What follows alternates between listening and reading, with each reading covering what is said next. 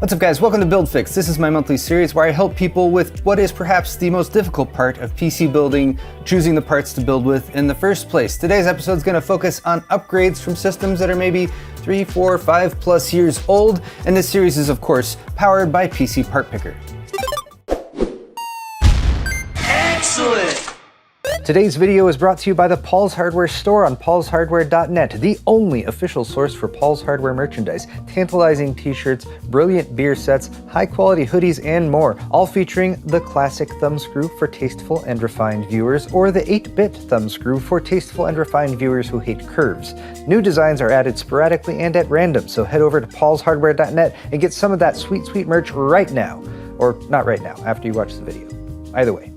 Before we get into the builds, a quick explanation of how BuildFix works. It starts with a community post, so if you're not subscribed to my channel, consider doing that so you can see when this post goes up. The builds I'm going over are taken from the comments section down below, but of course there's also a poll, not really related to the episode itself, but since it is actually fall now, I decided to see which type of leaf my community prefers. It looks like more than half of you went for the maple leaf. Feels like we've been brigaded by Canadians or something like that. But kicking off our upgrade challenge, our first build comes from FentonTheSparky. This is actually kind of a two-parter. So this is the build that they are upgrading to or planning to build. Got a 9800X3D, RTX 5080, and a selection of parts there. And this is the build that they're upgrading from. And this build is certainly not too bad at all. We're looking at an AM4 system with the Ryzen 5000 series, 5600X 6-core. And we've got an MSI Ventus RTX 3070, as well as the remaining parts that you can see here. Now, my general advice to anyone who has a functional PC but is looking to upgrade is to first ask yourself the question, do you really need to upgrade? Is your PC getting you by for now? And this is of course going to depend on a lot of different factors, like how much money you have and whether or not you have food to eat. Most newly built PCs should get you by, I would say, for at least 3 years or so, and can often last for 5 or 6 years, again depending on the games you're playing, and often depending on the monitor you're using. Because especially if you upgrade from, say, an older 1080, 60, or 120 Hz panel to 2560 by 1440, 144, or 240 Hz, and suddenly your gaming PC can't output the frame rate that matches up with your monitor, that is also a good reason to upgrade, because you don't want to be leaving Hertz on the table or on your monitor that are going unused, if that makes sense. The second major thing I keep in mind if I'm parting out a new system and I already have a functional existing system that I'm upgrading from is what parts from that existing system can be carried over to the new build. The parts that are most likely to be usable on a new system are going to be the case, possibly the power supply. You might also consider bringing over some storage from an existing system. You can often carry over your CPU cooler, although if you're using an all-in-one liquid cooler and it's gone beyond 3 or 4 years of use, I would say maybe hold off on that and either get a new AIO or consider just opting for an air cooler, because those are definitely the best in terms of bang for the buck. And that's always my focus on BuildFix as well as other videos I post, is what's the best value for your money. To get started though, I'm just going to go to the Builder tab on PCPartPicker and populate this with the parts that FentonTheSparky listed. Alright, so here's the fully populated parts list, this coming in at about just over $3,000 as parted out. FentonTheSparky is also from Australia. Fortunately, PCPartPicker is pretty much global. You can change your location up here, and that's going to change the retailers that it's sourcing the pricing from. So let's just see if I switch over to Australia. We have Computer Alliance. I'm not as familiar with the retailers in Australia. Apparently you can still get Newegg stuff there. But Australian dollars, this is 4,633. So I'm not sure exactly how that works out in terms of conversion rates, but it is nice that all these parts are still available in your region as well. So I've gone ahead and saved this parts list as is, because looking at this, if you're very tied to the aesthetic choices here, which obviously is a white build in the matcha green Thermaltake The Tower 300 case, actually kind of similar to a build I did in the Thermaltake Tower 600, although that had black internals. But apart from the RTX 5080, which is currently going for $1,600, and I would definitely not recommend a 5080 for $1,600, they're tough to recommend at like $1,000 to $1,100. So you're definitely right about trying to hold out on that price to come down a little bit. That said, if you want RTX 5080 level performance, there really isn't too much choice besides the RTX 5080, and if you want an all-white one to match your build, your choices are going to be even more limited there. So what I'm going to do is just go through each part and give you a less expensive alternative that could shave off some dollars, and we'll see what we can get the price down to. Starting with that 9800X3D, yes, it is the best CPU for a gaming system right now, but the 7800X3D is $100 cheaper, and it's not that much slower. Likewise, your 360mm all-in-one liquid cooler comes from Corsair. It's about 110 bucks right now, not terribly expensive for an AIO, but there are definitely other options that are maybe in the $80 to $90 range. And then I would also note that this is your only Corsair component in the build, and I am somewhat concerned about RGB control since you have several different sources of lighting. And you might not want to be running multiple RGB softwares in the background in order to control everything. There are other options like OpenRGB and Signal RGB, but with those, third-party software is not always going to be compatible with every single piece of hardware in your system. So you have multiple choices here, but I'm going to do the least expensive option, which is to go with an aftermarket cooler that is an air cooler. Thermalright kind of has the market cornered on air coolers in the $30 to $40 range, and you can also get a white one that's going to match the internals of your build. For your motherboard, you're looking at a board that's close to $200. Again, that's not terrible, so I'd say you're fine with that. You might want to consider some less expensive options if you're trying to shave some dollars off. Gigabyte also has a B850M Eagle Wi-Fi 6 ICE that's $150. So I would say consider something like that if you're trying to shave a few dollars off, or if you want more connectivity and more functionality, look at X670 or X670E motherboards. Those have the dual chipset instead of the single chipset. Of course, your case only supports mini ITX and micro ATX motherboards, so you might be a little bit more limited on your selection there. Your memory kit is also a pretty expensive one, going for close to $200 when there are lots of 32GB DDR5 kits that are definitely less than that. So again, if we're willing to sacrifice a little bit on aesthetics, we can cut that price way down. We have options from Silicon Power and Team Group down here. Even if you want to stick to your RGB lighting on the memory, Team Group has the T-Force Delta for about $100. But if we want to stick to your specs of DDR5 6000 and CL28, these are the kits that are available. So I've swapped in a Team Group kit there.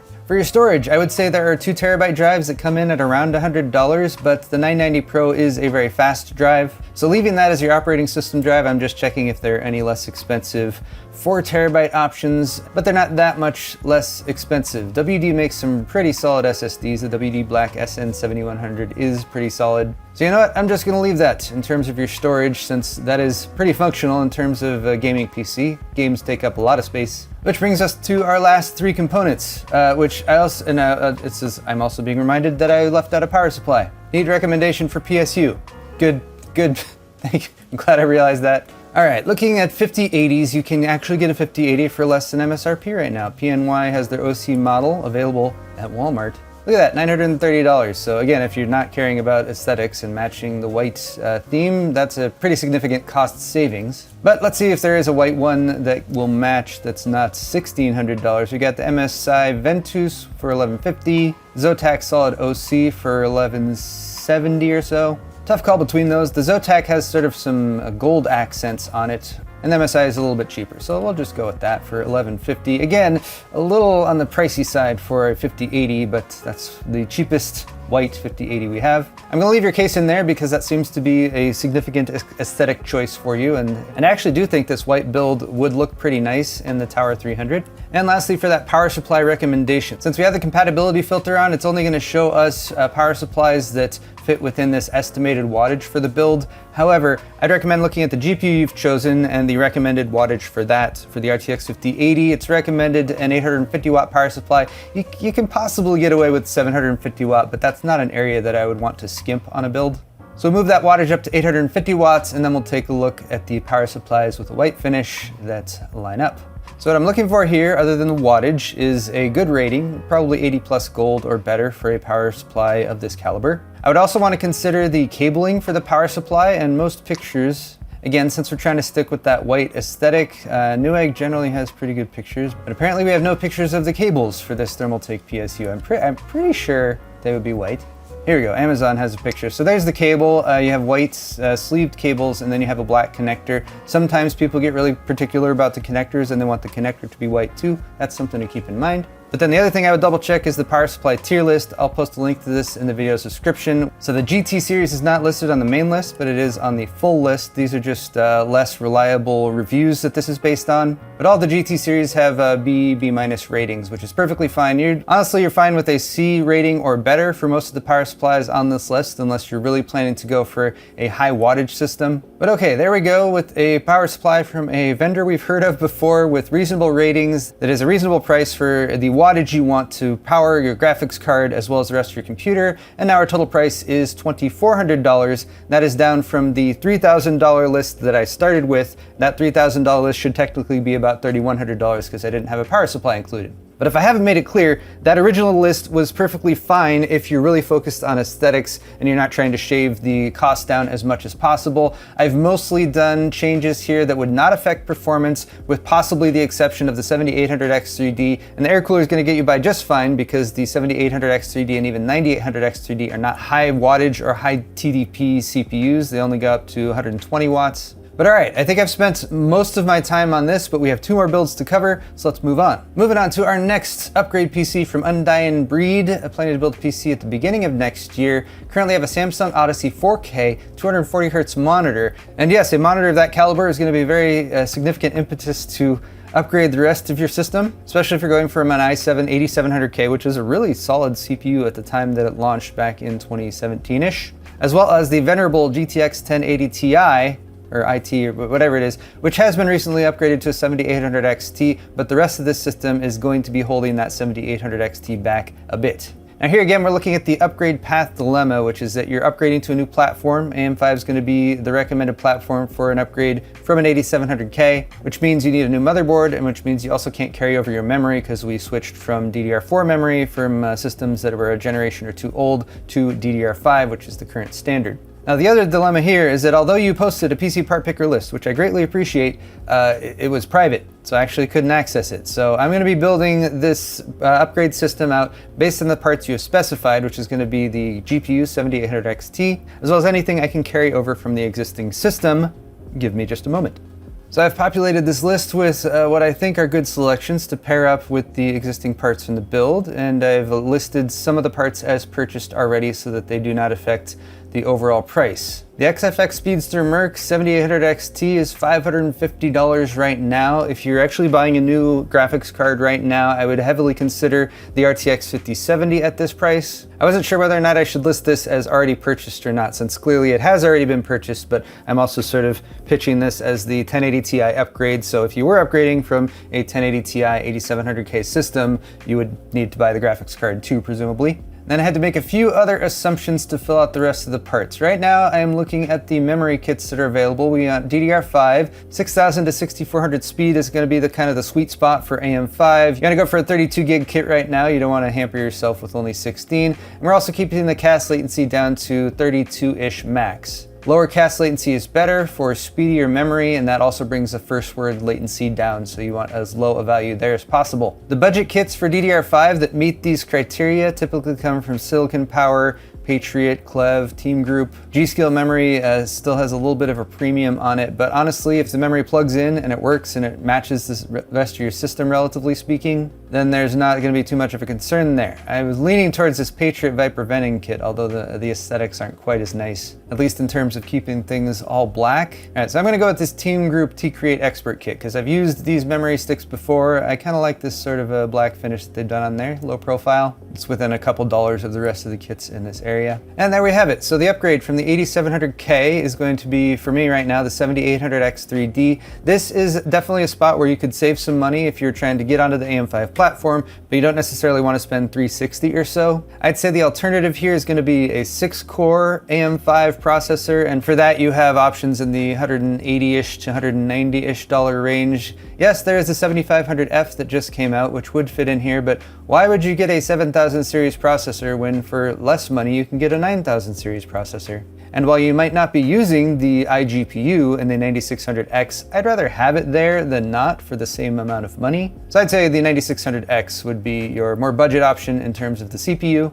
Then beyond that, going down the line, we have a sensible Thermalright air cooler for about $36. I chose the Gigabyte B850 Gaming Wi-Fi. Gaming Wi-Fi 6, this is actually a $180-ish motherboard that's currently on sale. For that price, this has a nice feature set like a fixed I/O shield that's got Wi-Fi integrated. You even got 3 M.2 slots. I don't think those are in the ideal position, but they should be fine. It's So there's a solid $150-ish motherboard. Combine that with the memory kit that we just chose. The SSDs carried over from the existing build. The GPU, as already listed, would bring the total upgrade cost here down to around $500, maybe $550. Then rounding things out with the case and power supply. I left your power supply in there because it's a 750 watt unit. Obviously that's already powering your GPU, so I don't think that's something you necessarily need to upgrade. A solid power supply can have a really long lifespan. They can go 8-10 plus years often. And then for the case, I've been going with the Phanteks XT Pro. This is just sort of another example of that solid mid-range case, around 70 to 80 bucks. Montech has been doing a great job with their more budget tier cases. And it comes with some included fans, so you got some airflow right off the bat too. But all right, for undyinbreed, there's my upgrade, my build fix for you. I hope that helps you out. All right, one more build to go from wasru, replacing a 6-year-old gaming rig that was a 3700X and a 2070 Super. That's a solid build for 6 years old or so ago, but it's about time you might be looking to upgrade. Here is the list of upgrade potential components, so let me populate that. I'll be right back. All right, so here we are with our list populated per wasru's comment. We have the 7800X 3D. In the last build, I already discussed kind of the pros and cons between the 7800X 3D and the 9800X 3D, as well as the alternative CPU to either of those. If you're trying to save some money for a little less than $200, the 9600X would be the way to go. But we'll stick with that. For our cooler, we have the ID Cooling A620, which is a solid air cooler. The only thing really to say against it is that there are some slightly less expensive Thermalright options, but for about $40, that stays competitive. I looked at specifically the ARGB version of this, and they're charging 20 extra bucks, $60. It's not worth 20 more dollars for ARGB. Like, I'd rather get this and swap out the fans, or again, just go with one of those Thermalright options. So don't pay $60. Don't pay 20 more dollars for RGB fans on your air cooler. The motherboard is on the expensive side right now, I would say. This is a micro ATX build in the Phanteks XT-M3 case. So quickly glancing at our total price right now, which is about $1,650, I think here is where you could shave off, maybe $40 plus. So looking at our chipset options for AM5, you have AMD B650, B850, and X870. These all fall into the same class for me because they have a single I/O chip on the chipset itself. So those are going to be your budget options. If you want more I/O, more connectivity, and it's going to vary a little bit from motherboard to motherboard, but for that you would want X670E, X870E, or the last gen X670. All three of those are the dual chipset boards. But of course, right now it's looking at only micro ATX options. So there's only X670E micro ATX and none of those, or mini ATX, and none of those are actually in stock or available. Those are also ASUS ROG boards, which are not going to be cheap. So with that in mind, going back to the single chipsets, and here's where we can definitely save some money for this build. I would of course look at the I/O, the configuration for that MSI mortar board, but I doubt it's giving you like that much more connectivity or functionality versus some of these much less expensive boards. So you might be giving up stuff like having a fixed I/O shield. You might want to look at your M.2 ports and connectivity there if you need additional ones of those. But even like the Gigabyte B850M Eagle Wi-Fi, which has a fixed I/O shield, it's got your USB 3.2 Gen 2 header right there. It's got a couple M.2 slots here, including one with a heatsink. Again, those are going to be tucked right in underneath the GPU, but micro ATX board, you're working with limited space. Even stuff like USB connectors for front panel and like RGB LED connectors, whether you want the 4-pin or the 3-pin for that, just something to consider and look into as you're comparing motherboards. But this one I think is perfectly acceptable and about $90 cheaper. And that lets us move on down the list. Wasru actually chose,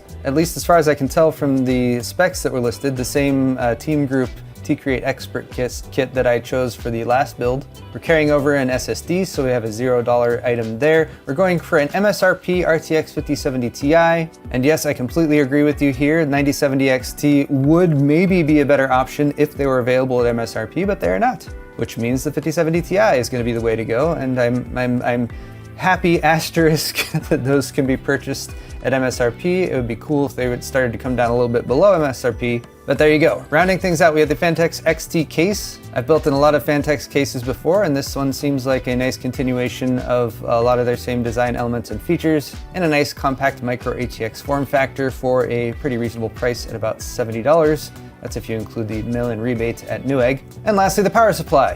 You could probably get away with 750 watt power supply for this build, but I don't blame you for going for 850. And for about $100, the ASRock Phantom Gaming PG850G, as long as it has solid ratings over on the PSU Tier List, which it does. Actually, hey, good job ASRock for not cheaping out on your PSUs. This one is in the A tier, so that's cool. And that brings our total price down to about $100 cheaper than it was, mainly due to that motherboard swap out. But of course, I was making several other assumptions about the remainder of this build. So I'm not sure, wasru, if this is significantly different from the parts list that you had parted out. But altogether, for an upgrade, especially from the 3700X, which this is going to be a major jump up from, going from the 3700X to the 7800X 3D, and going from a 2070 Super up to a 5070 Ti.